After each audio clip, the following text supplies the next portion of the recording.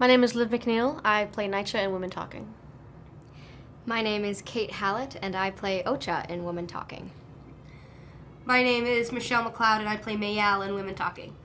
Mayal is she's one of the younger characters, but she's in between, I guess, being a child and being a matriarch of the family, because you become a woman pretty quick in this kind of community in the sense of your responsibilities. And I think she's trying to find her voice.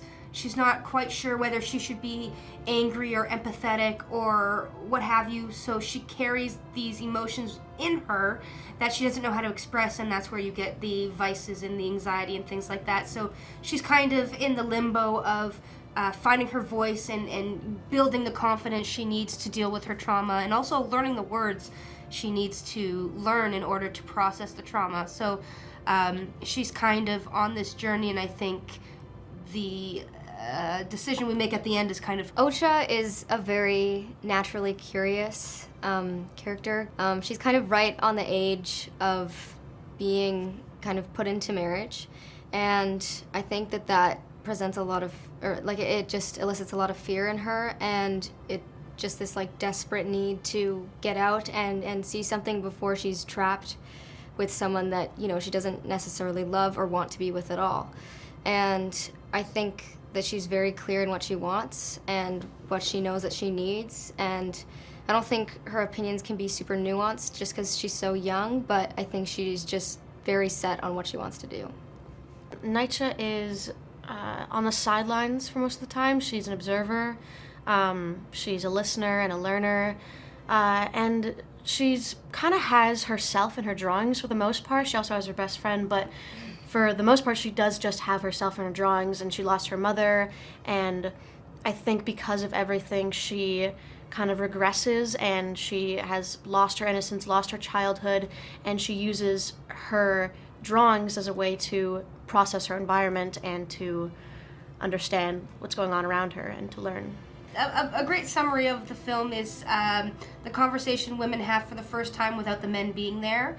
As they take the attackers into the town, they're actively trying to free them with the resources that they have, and this is the first time the women are alone to talk, and what that opens up for them are many doors. They're now thinking for the first time.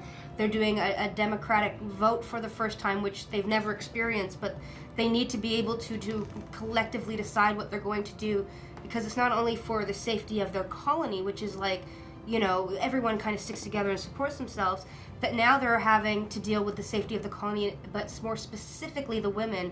And the way that the tier works in this type of environment is God is first, men is second, women third. So if you are not following the rules of 1 and 2, you don't really have a say. So this is the first time they've ever shared their thoughts, explored, learned, experienced, and ultimately that helps them come to the decision to leave again before the men get back. So it's very they're in a time crunch too, so everything has to be well thought out, but also the pace is very quick, because you have to be able to sort through all of the layers in such a limited time. So that's what the story is about. It's a fictional tale based on real life events.